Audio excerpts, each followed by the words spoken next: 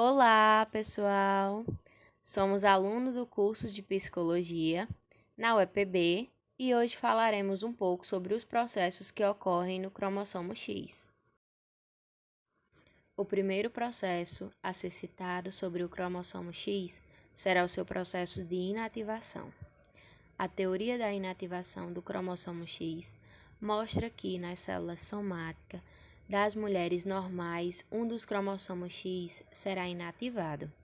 Esse processo ocorre durante a fase embrionária e de forma aleatória em todas as partes do corpo, se expressando em forma de um mosaico, ou seja, em algumas partes do corpo, os alelos ativos são os herdados da mãe, já em outras partes do corpo, os alelos ativos são os herdados do pai, e o fenótipo de cada indivíduo será uma constante relação com esse mosaico e essa herança ativa e inativa de pai e da mãe. É válido também ressaltar que qualquer cromossomo X que exceda 1 é inativo, independente do número total de cromossomos X ou Y presente. O gene X será outro ponto a ser abordado, pois parece ser a chave para o locus regulador principal da inativação do X. E embora o seu modo de ação seja desconhecido, a inativação não ocorre em sua ausência, sendo assim essencial para a sua inativação. O terceiro ponto sobre a inativação a ser citado é a inativação não aleatória, pois a inativação do X ela ocorre normalmente aleatória, mas há exceções quando o cariótipo ocorre um X estruturalmente anormal. O cromossomo estruturalmente anormal é sempre inativo, refletindo seleção secundária contra células não balanceadas geneticamente que levariam a anormalidades clínicas significativas. O segundo processo a ser mencionado será as síndromes cromossômicas relacionadas ao cromossomo X, decorrente tanto da ausência de cromossomo X, no caso as monossomias, quanto do excesso de cromossomo X, que é conhecida como as trissomias. E sobre as trissomias, elas ocorrem na meiose 1 materna por erros, principalmente quando a idade é mais avançada. As mulheres afetadas, embora um pouco acima da média em estatura, são fenotipicamente normais, apresentam genitália e mama subdesenvolvidas e desenvolvem a puberdade na idade apropriada. São geralmente férteis, embora possuam um certo risco de a prole ser cromossomicamente anormal. Algumas são identificadas em clínicas de infertilidade e outras permanecem sem diagnóstico.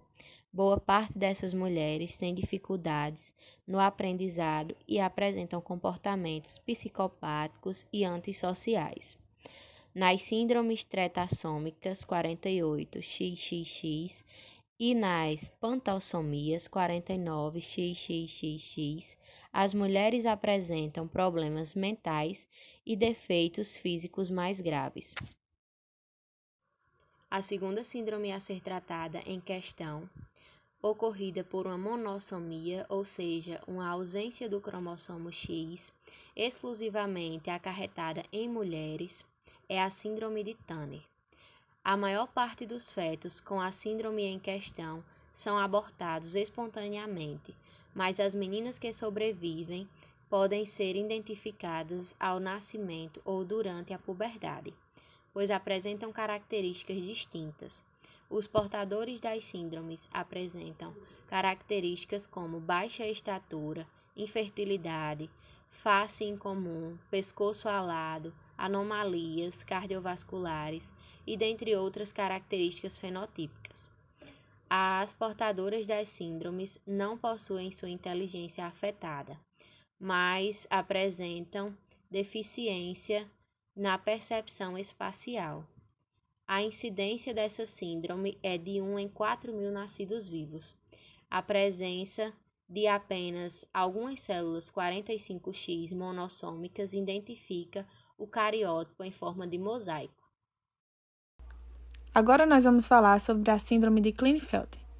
Os portadores da síndrome são altos e magros e possuem pernas relativamente longas.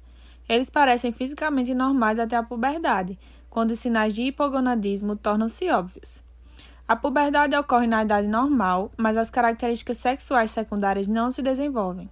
Os pacientes com essa síndrome quase sempre são inférteis e geralmente são identificados devido a isso.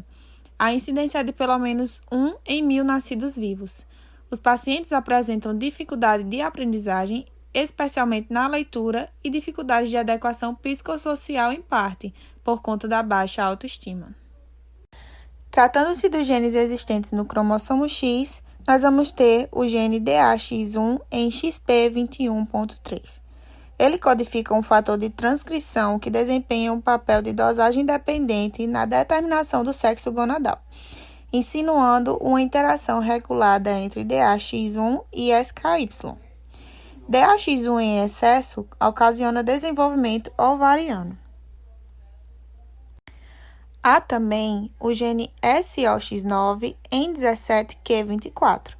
Mutações nesse gene causam displasia camptomélica, que é um distúrbio autossômico dominante responsável por malformações esqueléticas letais. O gene ATRX em XQ13.3 é responsável por uma síndrome de retardo mental ligada ao X com alfa-telassemia e em muitos pacientes causam anomalias genitais que variam desde testículos ectópicos até micropênis.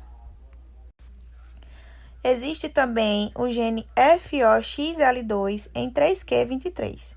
Mutações nele são observadas em pacientes com síndrome blefarodimose, pitose e epicanto. E o fenótipo das mulheres afetadas varia desde a dignesia ovariana até a insuficiência ovariana prematura.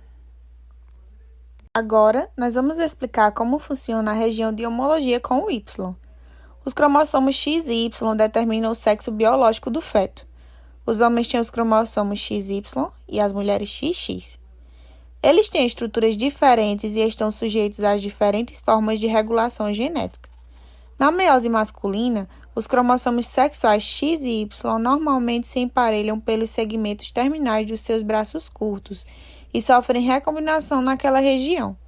Os segmentos que forem pareados incluem a região pseudo-autossômica dos cromossomos X e Y. Recebe esse nome porque as cópias desta região ligadas ao X e ao Y são idênticas entre si e sofrem recombinação homóloga na meiose 1 com pares autossômicos.